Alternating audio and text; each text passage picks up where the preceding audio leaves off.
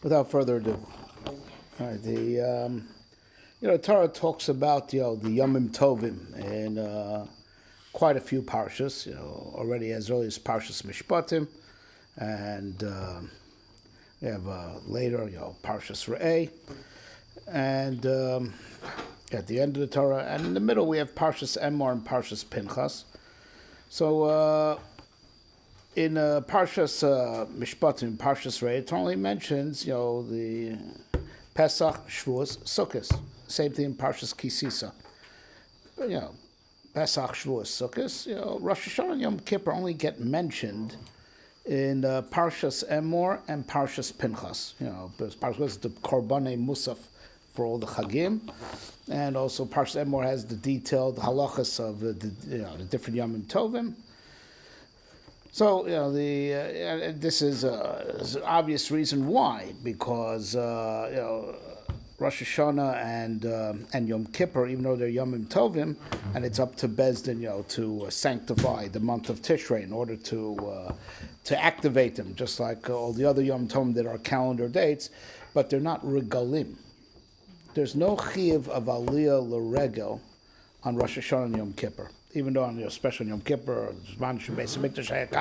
there'd be a lot to see, a lot of avodah, a lot to watch.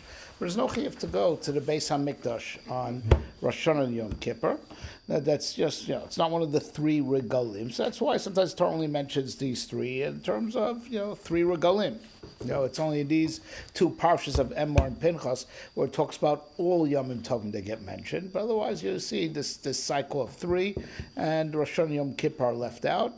And again, so the reason is obvious that there's a delineating factor that these are called regalim and Rosh Hashanah Yom Kippur not. These have which means they have a chiyuv aliyah l'regel and these don't, and we have to understand why. What sets Rosh Hashanah and Yom Kippur apart? They're Yomim Tovim, but there's no chiyuv aliyah l'regel. It's something that has to be understood. It's not the same like the other Yomim Tovim. So even though it's say Rosh Hashanah that we're coming to has all the halachas of Yom Tov, Ochel Nefesh, but it's not a regel. It's not a regel. There's no problem l'chatchil for someone to, even when the Beis Midrash is standing, for someone to, make Rosh Hashanah in their own house. And we have to understand why. These are not regalim. They're Yom Tovim, but they're not regalim. but there is a connection to Sukkot that needs to be explored. We know that the theme of finishing up our kapara and getting inscribed for a good year extends all the way up to Hashannah Rabbah. And there's like there's a hidden theme that Chazal talk about that if you want to be assured that we were successful on Rosh Hashanah and Yom Kippur, how do we know if we were successful? When Am Yisrael comes out with their lulav and esrog on Sukkot, it's a medrash. Am Yisrael won. We won. So it's like if Am Yisrael what? We won. We were successful in our trial because the trial is behind it's a closed door trial, right? Yom Kippur is a closed door trial. I mean, the Medrash brings that there was a custom in their days that a person went that it wasn't like today. All the trials were behind closed doors. So how do you know who won if there's no witnesses to what the judges ruled? Or there may not be witnesses. Right? So the one who came out holding a palm branch, the one who emerged from the courtroom holding the palm branch, he was the winner. And that was the minutes. That's how you know who won, because only one guy came out holding the palm branch. And that's Am Yisrael on Sukkot. They come out with their lulav and esrog. And there's still something that still needs to be finalized till the last day of Sukkot, till Hoshana Rabbah. So that all these chagim of Tishrei are connected. So so Rosh Hashanah Yom Kippur are not regalim, but they are connected to Sukkot, right? And not just because they share the month, but because there's this theme that we still need Hoshana, we still need to be saved, and we still want a good kvittel. That means that because even if even if on the law books, the Sifrei Chaim, Sifrei Mason, the Ribbon Shalom, gave a script, but still in the administering and the carrying out, there's some flexibility of how because it's sometimes a little bit subject to interpretation. Because if you write a Gzar Din, well, you could read it this way, you could read it that way, and that's the significance of the Kvittel on when. How is it going to be read to be executed? There's still some flexibility in the way you read the sentencing, right? But I'm not.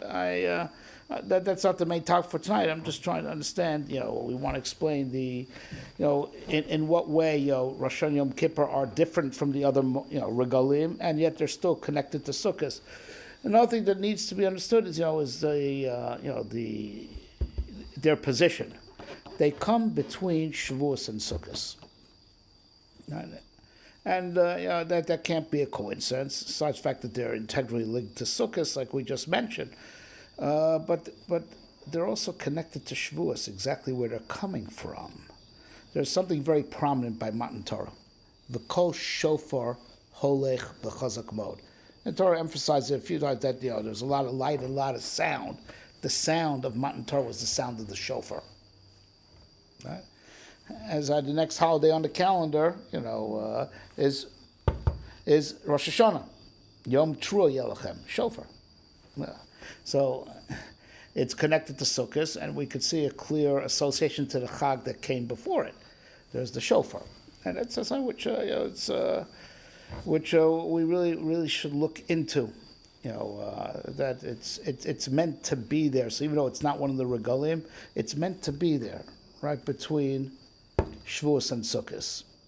So it has some connection to Shavuos that needs to be explained, the shofar, and it has a connection to Sukkot. That's its place, right? And so now we know that the big setback that there is on our calendar, is also in that time slot. After Shavuos comes Shavuos of Tammuz and Tisha B'Av. So we have Shavuos of Tammuz, Tisha B'Av, and then come in Elul, Rosh Hashanah, Yom Kippur, and you get the sense that there's there was a setback, and then there's the tikkun to get back on track. And that's what we're going to explain, what the what got derailed and what gets back, on track, for Sukkot. So now the significance of the Shalosh Regalim, the Torah is very clear about, and it connects it to what goes on in life. Remembering that at the time of Matan Torah was an agrarian society. Agriculture was the center of everything, which was the case until rather recently in history. So the Torah makes it very clear. It says it black on white, more than once, that Pesach is Chodesh Aviv, when things start blooming. Shavuos is Chag HaKotzir, when you harvest, and Sukkot is Chag HaOsif, when you gather it in. Right? That's that's the annual cycle, and the Torah is making it clear that the three regalim are part of a annual cycle, just like the crops. There's time that they bloom, time that they're harvested, time that they're gathered in, and we're supposed to understand the Yomim Tovim in that light, that they're actually very connected, right, to the natural annual cycle, where everything that happens in the cycle are interconnected steps along the way. So now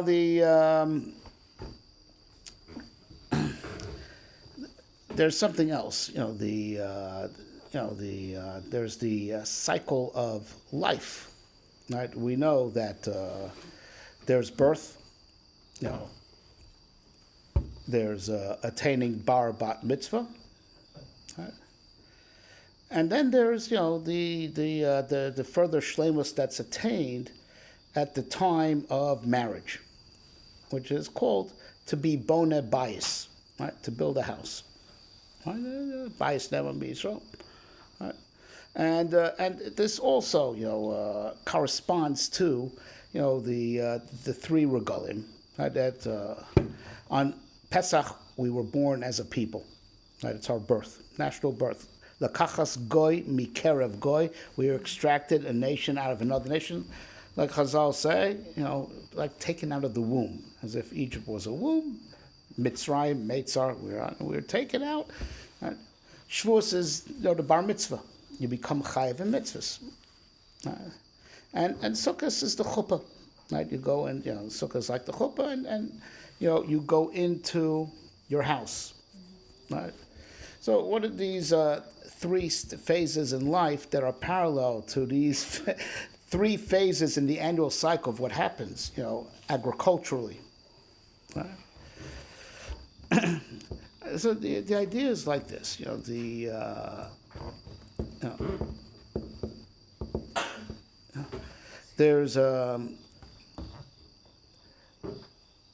there's the beginning, and the beginning is all pure potential. Right? After that, you go from potential to actual. You actualize your potential. What's the step after that? Is there a step after that? You've done all you can do. What was actualizing potential? You actualize your potential. Is there anything after actualizing your potential? The question is, what is the definition then of actualizing potential? It could be anything, right? Is there anything you do after you've done everything you can do?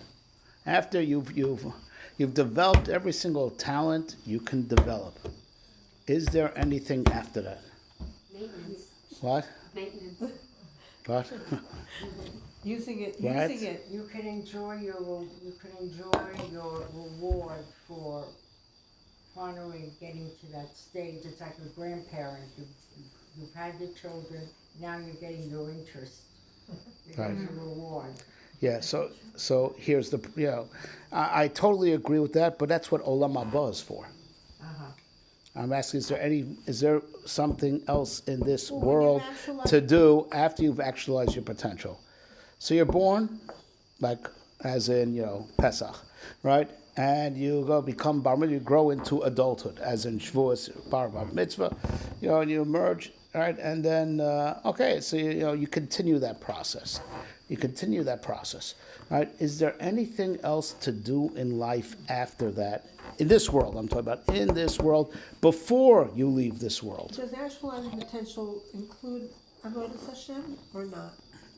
Absolutely.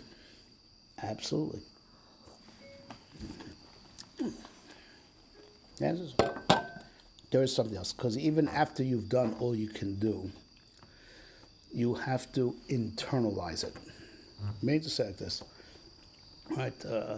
There's to do good, and there's to be a good person.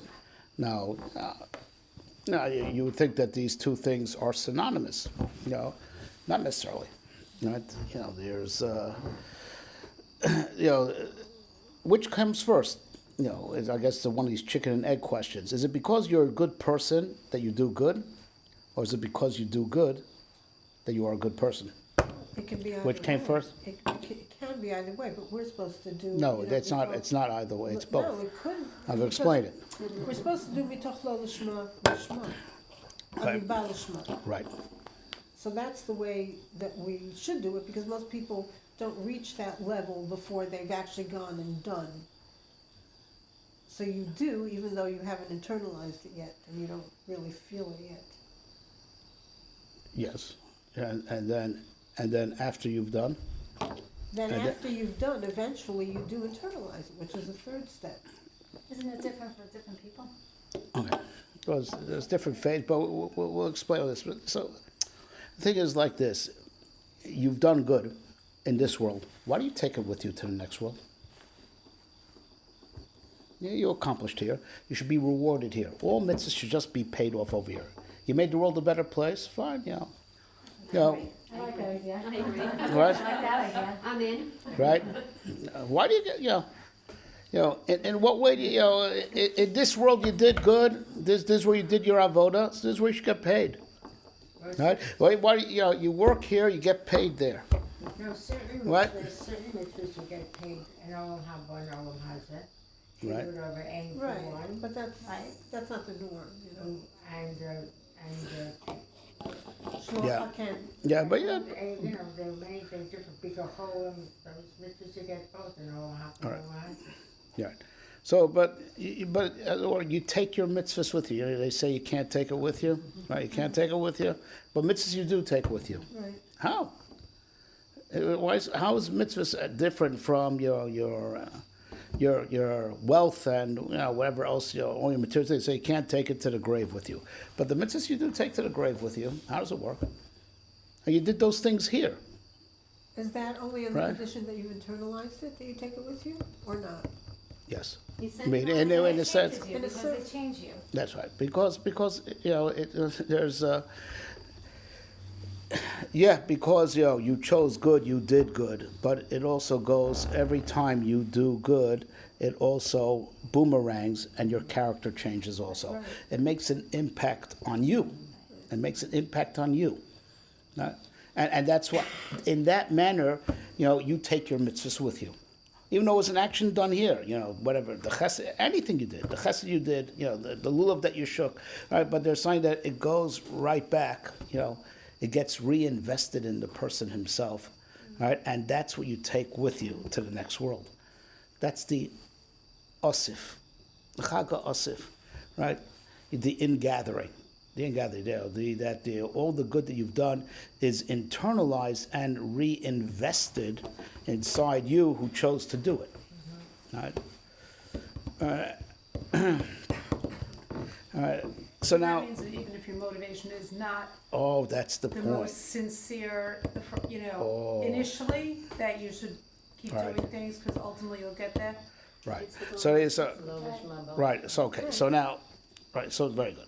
So now, We had this discussion the other day, and one of the kids was telling me, well, people really only do right. good things because they feel good about themselves. They're not really doing it for the other person. I said, Right. does it matter? The other person is getting a benefit, and they are doing something nice, whether or not they're doing it, to fulfill some need within themselves. Like, is it important? Yes. It's important because when a person changes and he internalizes it, then he doesn't even have to do to affect. He just has to be, and then he affects people around him because he became something completely different. He still does, but the first one has to do in order to affect. The person, once they've internalized, they just, their state of being already makes an impact on their sviva, like a tzaddik leaves a Roshim even when he leaves the place. Because who he is has made such a state, has made such an impact on everybody around him. Okay. Well, so let's organize the ideas. So once you understand that when you do good, it also gets reinvested inside of you, right? Just like you grow produce, so you grow produce, and you cut the produce. You don't leave it on the fields. You gather it in, right? And so also, in life. You're supposed to, after you've done good, there's some aspect of ingathering, right? That the good that you've done, boomerangs back at you and changes you. You are and it changes your immortal form that you take with you to the next world. And in that manner, you took your mitzvahs with you, as opposed to your regular earthly endeavors that you did them here and they stay here. Okay. So now this explains, things that we find in Chazal and in the Musar Sfarim, that mitzvah goreres mitzvah, right? That you do mitzvahs, you're motivated, to do more mitzvahs, or like the Musar Sfarim throughout the ages have coined the phrase Adam nifal lefi pu'ulosav. A person is influenced by what he does, right? Everything you do, it's not just outwards, it's also inwards, right? So I first want to bring this back to the Shalosh Regalim before we talk more in particular of what went wrong, after Shavuos, right? That needs to be fixed, right? So now the idea of the Raglayim, Regel, it's called Aliyah L'Regel, feet. Right, it's all about feet. Right? The whole function of feet is to interact with the outside world. Right. Right, you needed to get out, to move. That is the purpose of raglayim, is to be able to interact with the world around you. Otherwise, you'd be stuck in your place. That's how we go out and we accomplish. Got to go out to work, go out to accomplish, go out and do. Right? So now, the Torah says, and of course, go out to the field to work, go out and grow the produce. Your aviv, your katsir, you go out to the sadeh, right? So the function of the gimel regalim, right, is that HaKadosh Baruch Hu says, all this interaction with the outside world could, drag you down. Right? You get involved with the profane world. I want that elevated, right? And he made it perfectly parallel to the different phases during the year of our earthly, the landmarks in our earthly endeavors. There's the idea when we finally see things bloom, when we go out to harvest things. So Rosh says, by all those major landmarks of interaction with the outside world, I want you to elevate it. That's called aliyah la rego, right? So you generally go out to the field, go out. I want you to go to the Beis HaMikdash. I want you to go to the Beis HaMikdash. And that's really the whole cycle of life, is to go out, as the Paul says, Yetze Adam Lepolo, you go out to work. All the work, all kasha is outside of yourself. And that's what you need feet for. Go out and do. Go out and accomplish. All right. So at the end of your life, right? So there's interesting lashon in Tanakh about dying, which I don't know if we have it in any other language. Vaye osef el amav, right? And sometimes it's even more particular. Vaye sof raglov el hamita. That's a Bayakon. That's right. Vaye sof raglov. You gather in, or you gather, even more particular about the feet, gather in the legs onto the bed. You bring it all in, because by the end of your life, everything that you accomplished outside of yourself, you gather in, and it becomes encoded inside your tselem, and you take it with you to the next world. Can I say something? Right, and therefore, the three regalim, and this it says in the Akedas Yitzchak says this, right, that the three regalim is the cycle of life. Also, it's not just the agricultural cycle; it's not just the annual cycle; it's the cycle of life. Birth, maturity, and adolescence, doing all you can do, and then at the end you gotta bring it all in, and then with that you go to heaven after you bring it all inside of yourself. That's the cycle through going. The question is like this. We said before, mitoch shelo lishma bo lishma adam nifal afi pulosav. So all sounds good. Do we find that it always works? Does it always work that mitoch shelo lishma bo lishma? The kids, the way they phrase this, fake it until you make it. Does every faker make it? No. Right? Every faker make it. Now, of course, we don't know anybody like this, that their whole life they were faking. They never made it. They're always faking. Right? So there's a davar nifla to be aware of. And this is the problem that we have in chinuch. I'm sure we've all raised kids, and we all realize the mistakes that we've made, and we realize in hindsight that I don't know the solution to this, that every child has to be really raised differently, and it's a problem if you want to raise a family with standardized rules, right? But that's why every child has to be raised to really raise differently, because here's the thing, to illustrate, there's a book that came out, decades ago. It's what propelled Jonathan Rosenblum to be one of the premier Jewish writers. He wrote a book, Lieutenant Birnbaum. Right. So one thing that resonates throughout the book is that he credits all his discipline to having been a World War II soldier. That's why even at the end of his Sof Yamav, he could take on davening nates.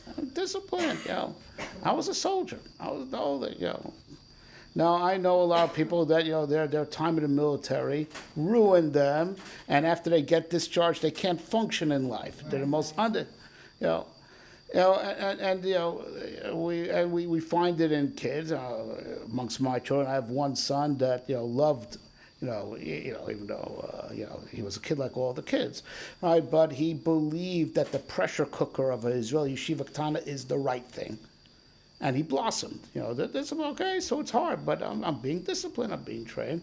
I had another son that found it oppressing, right?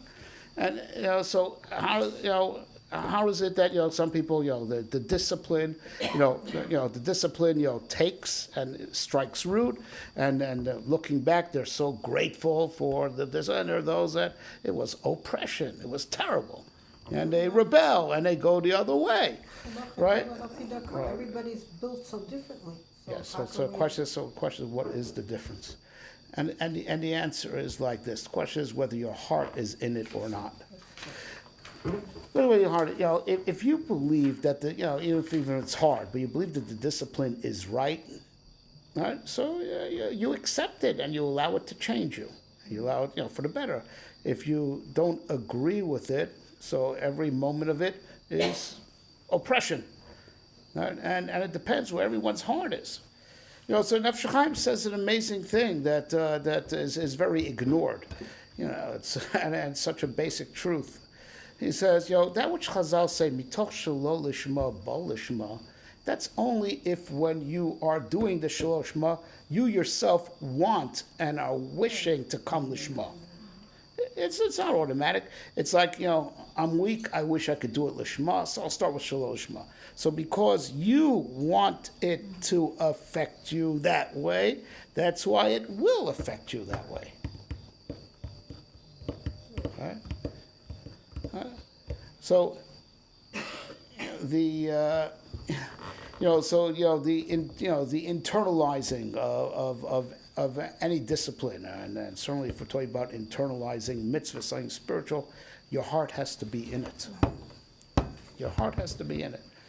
Right? You have to be willing. Now we have a split heart. That's why I say, b'chol levavcha, plural, levav, right? Levav, the double bays, because we have a Yetzer Tov, Yetzer Ra. We have, whenever you're having one of these experiences, where someone's trying to teach you something or discipline you or anything, and you wonder if it's up to dumb luck that the person giving you the message hits you at the right moment when the good side of your heart is, and it's lined up and it goes in. And that's why, it's the, no one's got the method. No one's got the method. It's, some kid could have hated, his schooling, up to a certain age, and then he flips out. But when he flipped out, the Rabbeim weren't telling him anything different than what he heard already in high school and elementary school. Right? It was the same stuff. It's not that guy had the method. The timing was as such that there was a alignment that the goodness of his heart, that side of the heart, was dominant at that time when he was hearing this stuff, whereas earlier in life, So every Kiruv organization, we got the method. It's nonsense, right? And I know I worked in Kiruv. Chabad says they got the method. Aish says they got the method. Right, because that guy was by Chabad and it didn't work. He came to us, it worked. Whereas, they say the same thing. He was by Aish, it didn't work. He came to us, we got him. It was all timing. When his heart was open. Everyone's method is equally as good or equally as bad. No qualitative different. The timing for that individual is what made all the difference in the world. Right? And this is the problem that has existed ever since Chet Eitz Hadas Tovara. As the Nefesh Chaim explains, Das Tovara means that the Tov and Ra are hopelessly mixed, right? There's no clear division that you could say, right now I'm only using the goodness in my heart. Right now they're hopelessly adulterated, right? And you have to hope that when the message hits. When it hits, you have the heart is aligned, that there's enough goodness concentrated, and then the student accepts it as like the best thing that ever happened to him. And if it's hard, well, it's good. It's worth it, right? It's worth it. It's like a good workout. So the problem was created by the Eitz Hadas Tovra, which by no coincidence the anniversary thereof is on Rosh Hashannah. All right, and we're going to get back to that. All right. So now the inyan of the shofar, right? Hashem by Matan Torah he was blowing the shofar, and it's going to happen again at the end of time. Bayamu yitaka b'shofar gadol. And that's what and we daven, taka b'shofar gadol. Who cares about the show? Who cares about the sound effects? We don't daven. It's like we daven taka b'shofar every single day. And also by shofros on Rosh Hashannah, we say taka b'shofar gadol l'cheruseinu. Same tefillah that we say every day is incorporated in that bracha. It's sound effects, right? Obviously, there's got to be something about the shofar per se. Right, that we ask the Rebbe Shem blow the shofar. It's not just sound effect. It's not background music. It's something integral to Matan Torah. It's something integral to what's going to be at the end of time. So the Ramchal explains this in a Sefer that's called Ma'amar HaChachma, and he says an amazing thing that the power of the shofar is to create alignment that the good is dominant, and the evil is subdued. Recessive. Right, subdued. All right. All right. So he says, and to get into the details of why this would take too long, and not that I fully understand it either. He said, but that's what the blowing of the shofar. When HaKadosh blows the shofar. Right, so it means that it creates a cosmic alignment that to make the good dominant and the evil recessive. So says the Ramchal like this: by Matan Torah, right, the idea of kol shofar, the Torah makes it very clear. Those sounds were the sounds of the shofar, right? Because HaKadosh was about to give a law. Right? Now he wants the law to be well received and accepted, absorbed, internalized. So for that purpose, because of Chet Adam Rishon, mixed up the good and evil, and there's no such thing as 100% pure heart, but you need the pure heart, right, for the for the law to be internalized, right, and he wanted the law internalized cosmically and within the hearts of Klai. So that's why he blew the shofar. It was a tremendous experience of changing, of stacking the deck of good and evil with the good on top and evil on bottom, right?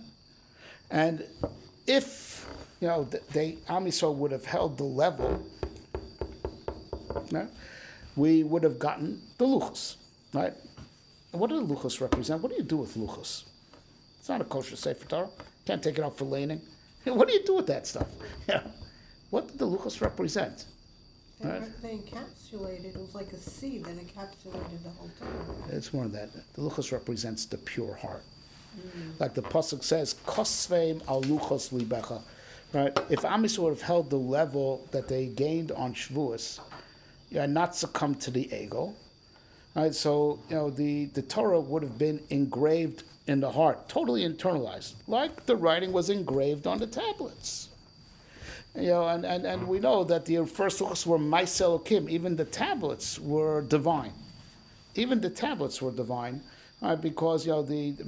man and the Torah could become a perfect oneness, right? And connected would also be a perfect alignment between body and soul, a total cosmic alignment between the spiritual and the physical. They would not be in opposition. The physical would be accepting and internalize the spiritual. Like the word of Hashem engraved on the tablets, engraved in the heart. It would represent the pure heart, and that's what the shofar of Matan Torah created. Now, jumping ahead to the end of time, that's all taka b'shofar gadol, right? Because that's exactly what happens at the end of time. At the end of time is to finally make once and for all the good dominant, and to subdue evil. Once that's the shofar gadol. the stress is shofar gadol. By Matan Torah, it wasn't the shofar gadol. It was kol shofar. It was the beginning of a process that we were supposed to play a role in advancing, right? And increasing the dominance of good over evil. And so you go from shofar to shofar gadol, and take a look in all the psukim in the Machzor on Rosh Hashannah by shofros. It's the psukim from Matan Torah, and it's the psukim from Lasid level. Those are the two shofars, the beginning of the process, the finale of the process.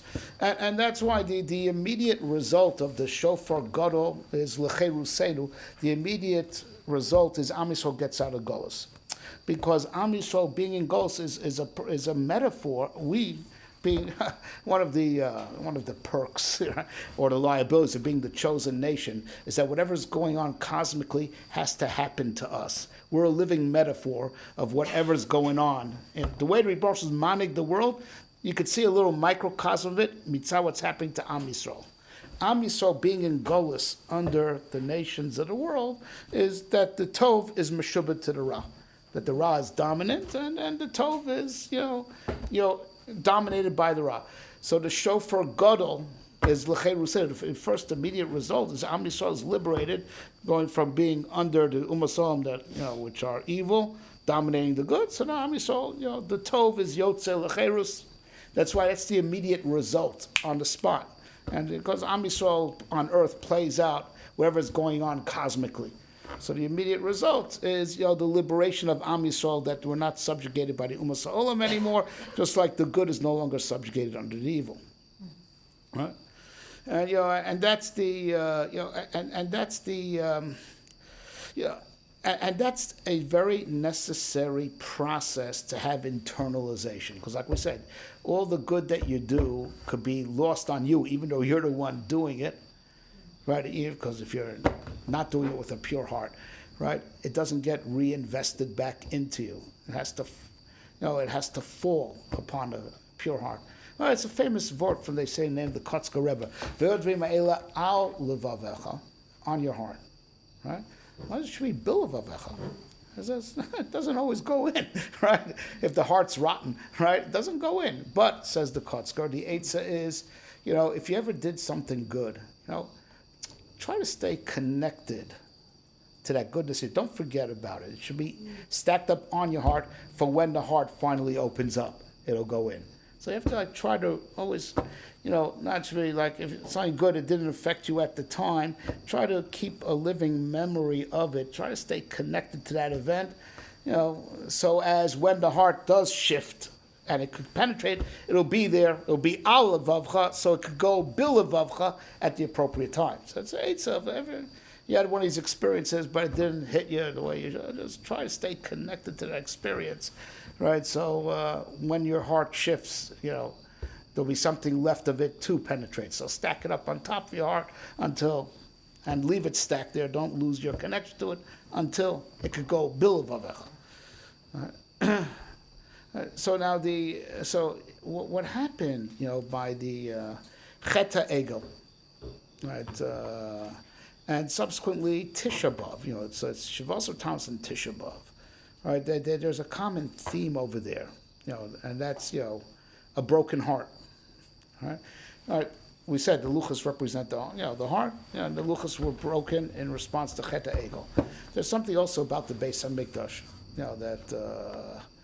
that Chazal say that when you daven, there's a halacha to face Yerushalayim. And it's an amazing thing. It's one of the few halachas that are doraisa about tefillah. Most of tefillah, aside from the just basic raw command, all the basic guidelines are all durabanan. The time of davening, what to daven, right? But there's one exception to that rule. You have to face Yerushalayim. That's biblical. That's amazing. That halacha of facing Yerushalayim is biblical. It's doraisa. At least the Rambam understands that way. That's the one thing about tefillah. It's doraisa to face Yerushalayim. It's a din doraisa, but it's not ma'akev. But if you don't know where Yerushalayim is, you just machaven generally, to Hashem. But if you know where Yerushalayim is, you have to face Yerushalayim when you daven. It's an interesting thing. It's the one thing about tefillah that's doraisa. One guideline. So Chazal, make it a little bit more particular, right? Yechaven libo keneged beis kodshei hakadoshim. You should have him, align your heart with the Kodesh HaKadoshim. Right? So, it's, they're adding the spirit of the idea. So you're physically supposed to face towards the Makom HaMikdash, but you're supposed to be mechaven your heart connected the Kodesh HaKadoshim. Right? And so Nefesh Chaim explains, because, the Kodesh HaKadoshim had a function similar to the Luchos. And that's why also that by the first temple, when we had the Aron, what did the Aron, which was in the Kodesh HaKadoshim, what did it have in it? The Luchos. That was the makom of the Luchos. By the second temple we didn't have the Aron, right? Right. But you're saying the Kodesh HaKadoshim is the makom of the Luchos, right? The Kodesh HaKadoshim, Yerushalayim, Beis Rosh in general, Kodesh HaKadoshim in particular, it's like the national heart of Am Yisrael. And that's why when we had Luchos, that's where you put them. You put them in the Kodesh HaKadoshim. It's the heart of the Jewish people. It's our national heart. It's hard, and so align your heart with the Kodesh HaKadoshim, because the Kodesh HaKadoshim is like the national heart, right? You're supposed to daven b'chol levavcha, eshu avodah shebalev zu tefillah. So yechavin libo knesh beis Kodesh HaKadoshim, right? So that's a common denominator, right? That of shviras haluchas, right, and churban habayis are the two different manifestations of our heart. We're destroyed. And the two events are connected. Those are the beginning of the 3 weeks, the end of the 3 weeks, right? A broken heart, and how did the heart break, right? Because our values got distorted. Right? Now it started with a mistake. They first miscalculated when Moshe was supposed to come back, right? Then they panicked. They didn't think it through that maybe they miscalculated. They assumed that Moshe is gone. It's not coming back. All right. So then so one mistake led to another, and said, well, we have to take matters into our own hands. Because according to the Kuzri, he understands that Moshe promised them he's coming back from heaven with plans for a Mishkan, which they needed badly because they were coming from a pagan society, and they needed something tangible for their avoda. They couldn't be served. So they thought like this: we're going to have to take matters in our own hands, and that's how the Kuzri understands that the Egel was the Mishkan in their minds. Because they were promised the Mishkan, right? But what can you do? That's a further mistake of lo sasel chapeso. What's matir, the graven images of the Mishkan, is the divine command that I want you to make these things, the Aron, the Kruvim, but without the divine command to specifically make them, it remains asur because of any isser to make a pesel. Only what's specifically divinely mandated. They didn't know that. They thought that as long as you make it l'shem shamayim, that should be good enough. They didn't realize that it's the tzivui, it's the command that makes it not ois pesel, right? It's not just intent, right? So one mistake leads to another that leads to doing avodah zarah, and this was unraveling. Right, the tikkun that was made with the kol shofar gadol, because the kol shofar gadol was that our minds are confused because of the sin of Adam. There's not as take a look at the Democratic Party. We'd like to believe their heart is in the right place. I don't even know what that means, heart, right place. Totally confused, right? The kol shofar is to make some seder. Right? So even if it doesn't, the shofar of Mantar didn't eradicate evil altogether, but it stacked things up with the Tov being dominant and the Ra being recessive, right? And that would have been a certain state of clarity of mind that leads to purity of heart, right?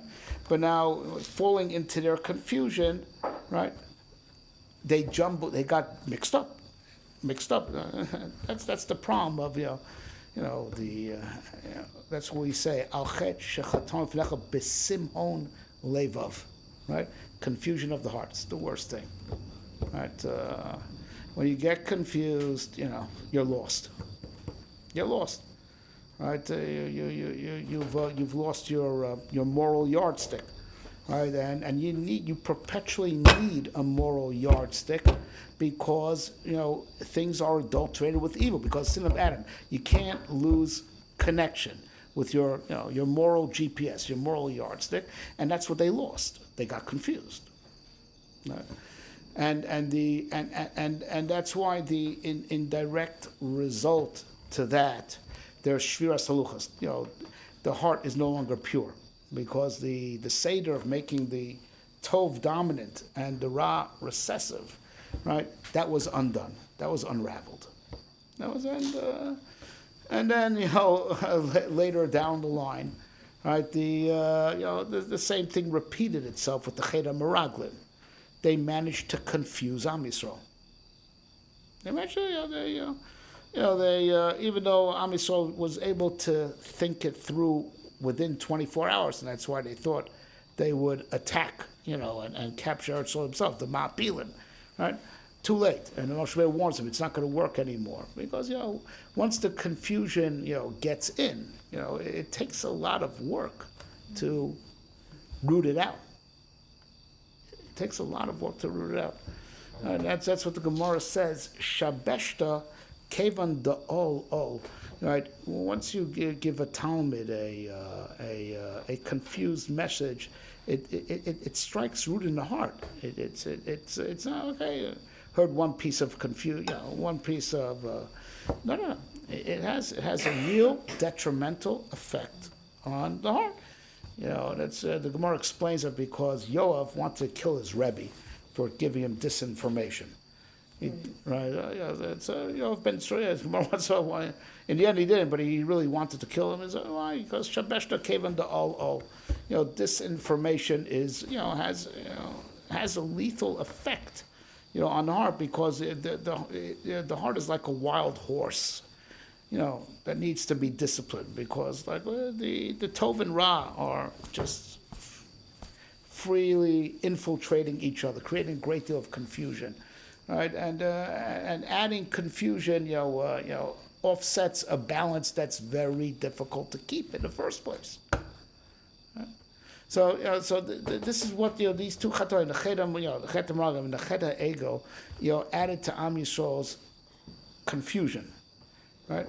And so now we're talking about the problem that there is, inside the heart, right? That our confusion, we've been confused, and in confusion you can't make seder between Tov and Ra, right? And that's what derails us from Sukkos. That's what derails from. That is the point of derailment between Shavuos and Sukkot, because from Shavuos you're supposed to now, as your potential becomes actualized, you're also supposed to be of a certain level of purity of heart, that everything good that you do gets reabsorbed, and constantly the good is reinforced. And it's a positive cycle of the good reinforcing good, but that only works if your heart is properly aligned to be receiving of the good, right? And to be processing the good as good, and to be processing the evil as evil. If you're confused inside, the good could reinforce the evil, and the evil could it's all if it's all big confusion on the inside, so even if you do the right thing, it's not going to have the right effect upon you. And in that way, everything that went wrong is dafka in the juncture between Shavuos and Sukkot, when it's about doing the right thing, but then after that, that all the efforts that you exert in doing the right thing could be reinvested inside of you, right, and reinforce your purity of heart and further build your inner spiritual essence, right? We don't have kalim for that anymore. We don't have kalim for the osif if there's confusion of values. We don't have kalim anymore. See, if you force a person to do good, it's not going to make him a better person. He doesn't have kalim to absorb the positive effect of his results because he's confused, doesn't know how to process. Even what he's doing himself, he doesn't know how to process. And that's why the point of derailment is between Shavuos and Sukkot, between getting the law as to the right thing to do and being able to absorb it, right?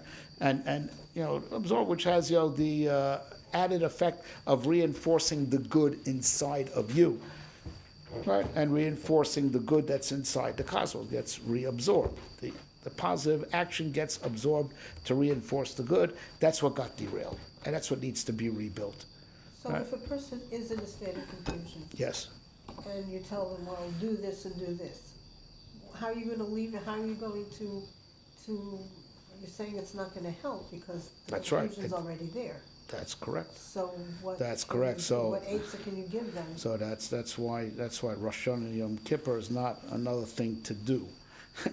It's a fundamental reevaluation of your values. That's right. They're not regalim. That's not something that you do. The regalim is, your interaction with the outside world, which you got to make sure to elevate it. They're not regalim. It's all inner work. It's not outer work. It's not something. It's not a ma'aser. Ma'aser is what you do to interact with the outside. Rosh Hashanah Yom Kippur is all avodas pnim. That's why there's no din of aliyah l'regel. You got nowhere to go. This is the workplace inside of you. It's not avodas chutz, right? To do something good for the world. It's a total reevaluation inside of you, and it starts, by the shofar of Matan Torah and the shofar l'asid lavo, right? HaKadosh will blew the shofar, right? And he was, from his end, realigning reality to make the good dominate. Hashem says, now you blow the shofar. You have to now try to struggle to make the alignment, right? Right? You blow the shofar is now you have to start making seder in your inner world, right? Right? And seek out the good and make it declare it dominant, and seek out the evil and reject it inside. So it's called you blow the shofar, right? You make seder inside of your head. That's it's called Yom HaZikaron. The biblical name for Rosh Hashanah is Yom HaZikaron. Who forgot anything? Well, What was forgotten? if you got to a state of confusion, that's what was forgotten, That's that right. original clarity. That's was right. forgotten. That's what you have to remember. Remember, right? Remember. Take stock. Who am I really? Where am I headed? To remember where you came from. Remember what you were created for. And that's, with this you can understand what the Gemara says, something amazing. The Gemara, discusses, why you can't use the shofar of a parah, right? Of an ox. Use an ox horn, drill it and make it blow. So the Gemara says, you're not allowed to, because ain't kateger nase saneger, right? The prosecutor cannot be a defense. We're on Rosh Hashanah, and this will remind Hashem of the Ched HaEgel. So the Gemara asks the following question, right? Says that's not a problem, in anywhere outside of the Kodesh HaKadoshim. It's only a problem inside the Kodesh HaKadoshim. What's the proof? Because the dominant feature of the Kohen Gadol's garments was gold. Big day Zav, right? He was carrying a lot of gold in the construct of the Shmona Begodim, right? Did the avodah all the time with big day Zav. It was Zav, Egel Zav, but it's only a problem in Kodesh HaKadoshim. Only in Kodesh, you have to make big day Lavan. So you see, and we said before, Rosh Hashanah is not a regel, and now even if it would be a regel, it's only a problem in the Kodesh HaKadoshim. So says the Gemara like this. And very interesting there, and now you understand what the Gemara means in light of what we said. Shofar, kevan de zikaron ka'asi kilifnim dami. Since shofar is about zikaron, remembering, it's like bifnim. It's like inside. It's like in the Kodesh HaKadoshim. It's fascinating. Sounds awesome. What does it mean? That since it's zikaron, it's Yom HaZikaron, it's like lifnim. It's like lifnai. It's like in the Kodesh HaKadoshim. Because shofar is to fix the heart, right? The heart. We said the Kodesh HaKadoshim is the national heart. It's to fix our heart, which is so, like we said before, Yechav and Libo Keneged Beis Kodesh HaKadoshim, right? Your heart is your personal Kodesh HaKadoshim, and it ties in to the national Kodesh HaKadoshim. That's why when you dive into Hashem with all your heart, be facing the Kodesh HaKadoshim. It's a parallel. Since you're doing avodah pnim, your inner avodah, which is parallel to the Kodesh HaKadoshim, which is the national heart. So that's why shofar has a halacha as if you're in Kodesh HaKadoshim, and that's why in Katega Nasis Haneger. We're working on the inner chambers of reality.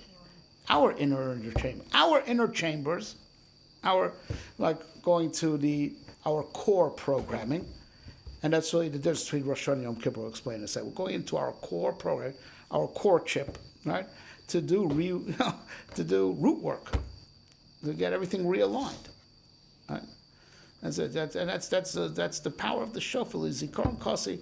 So now you're going to have to work on yourself, to realign yourself. I blew the shofar for you, by Matan Torah, right? You deviated from the tikkun I made for you. Now you have to do it for yourself. And of course, it gets a response from heaven. The Mekubalim tell us, the Zohar says, when we blow the shofar below, so Hashem, of course, assists us. Habol l'tar Messiah. So, and we reawaken the shofar of Matan Torah. And that's why we're successful with our blowing of the shofar, because we show that we care and we want to realign ourselves. Hashem responds to our blowing of the shofar with his shofar that he blew by Matan Torah, with a me'ain of the shofar of Los Lovo, and that's why it is successful. But we're coming to, Rosh Hashanah is all inner work, inner work. All the work is on the inside. Yeah, and this, explains something very interesting. Rosh Hashanah is a Yom Tov, and you're supposed to, eat, drink, like any Yom Tov. There's a din of Simchas Yom Tov, and not only that, there's a special stringency to make merry on Rosh Hashanah that was enforced by Nehemiah.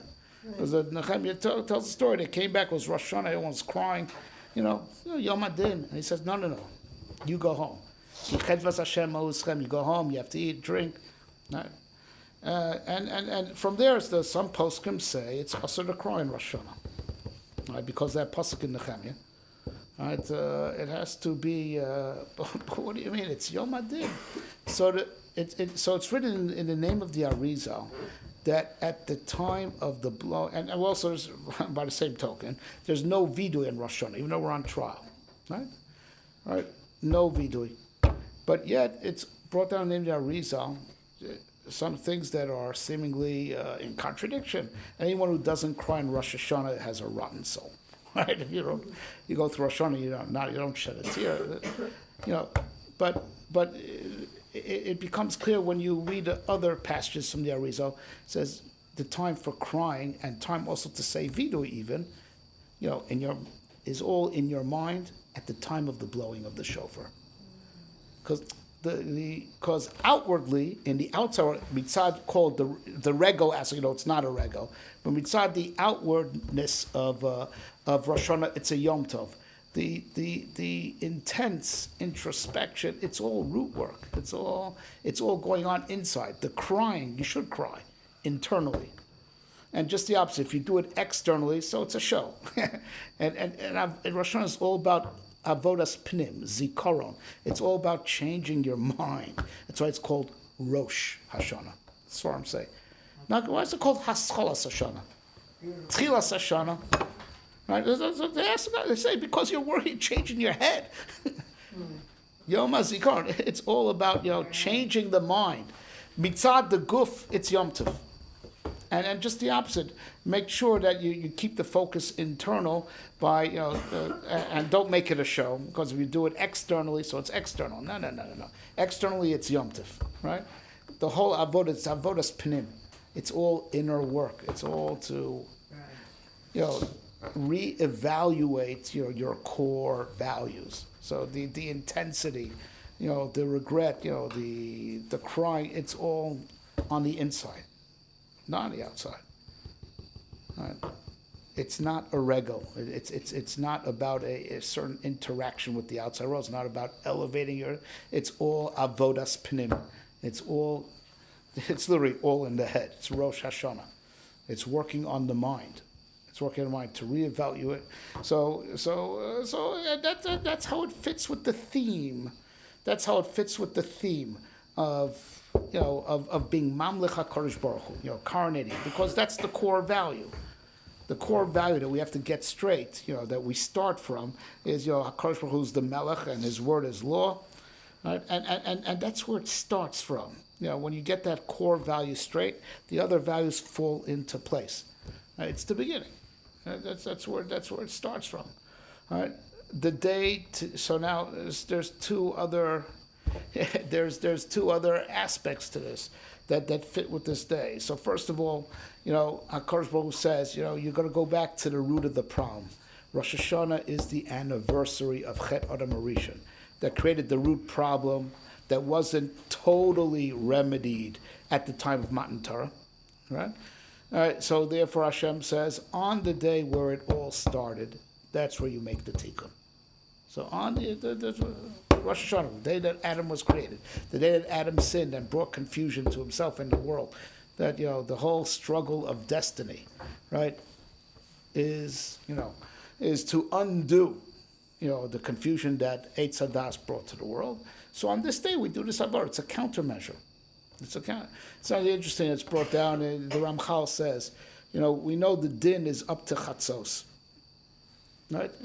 So this thing about not sleeping on Rosh Hashanah, the real way to do it correctly is to get up while it's still dark, because it's about not being asleep when the din is happening. So din is from netz until chatzos. So the real way to do it right is to wake up while it's still dark. So after chatzos you go to sleep. If you need to, right? It's not be asleep while you're on trial. All right. So the Ramchal points out something very interesting. That the Chet of Adam Rishon happened after Chatzos. Until Chatzos is still being created. Right, then after, like in the 10th hour, he got the tzivui. It was over by the 11th. And then in the 12th hour, he was judged, and that laid down a precedent for Rosh Hashanah in the future. So Ramchal says, well, the Ribosh was trying to help us out. He doesn't, we're trying to fix Chet Adam Rishon, and he's not going to try us at the time when the Chet happens. So he actually brings the trial in earlier, that the Zman of Chet Adam Rishon shouldn't prosecute against us. He's trying to help us out and make it easier for us, right? To help us undo what we did wrong. So the trial is, before the anniversary of the Chet. That's what he writes. That's why the din is up to Chatzos, because, get that out of the way before there's a Zecher for the Chet of Adam Rishon that happened after Chatzos. But we're going back to the root of the problem, and we blow our shofar, which is a countermeasure to Chet Eitz Hadas, and because we deviated from the shofar of Matan Torah. But then it's also it marks the new year. So Ramchal says something very serious. We said the Am Yisrael's destiny is sandwiched between two shofars, right? The shofar of Matan Torah, we got our law and got our mission, and the shofar God of Lasid Lavo. Right? Hashem says you want to move from this shofar to that shofar, right? Would have been a lot easier if not for Chet Ego and Chet Maragim. Right? So the way you move from this shofar to that shofar is by the shofar that you blow on Rosh Hashanah.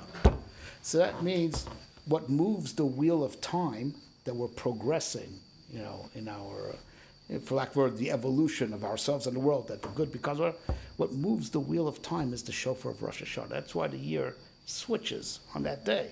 That the power of the shofar is what moves destiny forward, and that's why the year shifts on that day. What moves it then? It should be the new year, not arbitrarily. New year because we've reached a new level in our development.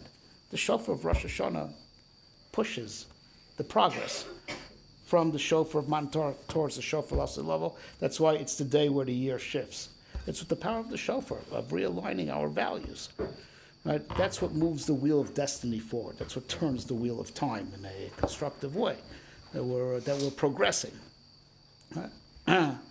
And Rosh Hashanah is the start. It starts in the mind. It starts with perception, and then the perception has to expand to the point that your whole personality is built on it, right? And that's the whole transition from Rosh Hashanah to Yom Kippur. right? Rosh Hashanah is to start with the core values, head. But the ideas in the head also have to penetrate down to the heart, right? And that's Yom Kippur. So what happens on Yom Kippur, historically, and then afterwards in history, by the first Yom Kippur, we got the second Luchos. Right. We rebuilt our heart. What happens every Yom Kippur afterwards, even though it's not a regal, but still the Kohen Gadol goes into the Kodesh HaKodashim, which is our national heart. We get our heart back. And it's a 10-day process of first getting your core values, which are, and that's, by the way, that's in Svarim, that's what I explained is the function of the brain as opposed to the heart. The brain is the core values. The heart is when these core values will expand to make up the basic construct of your whole personality. And that's the process from Rosh Hashanah to Yom Kippur, going from Rosh to Lev, right? Getting your values straight, and that's the shofar. And then through the continuous process of Yisrael Tshuva, on the 10th day, you get your luchos back. You got your luchos, and parallel to that, Kongo goes into the Kodesh HaKodashim, which is the makom of the Lev. Right?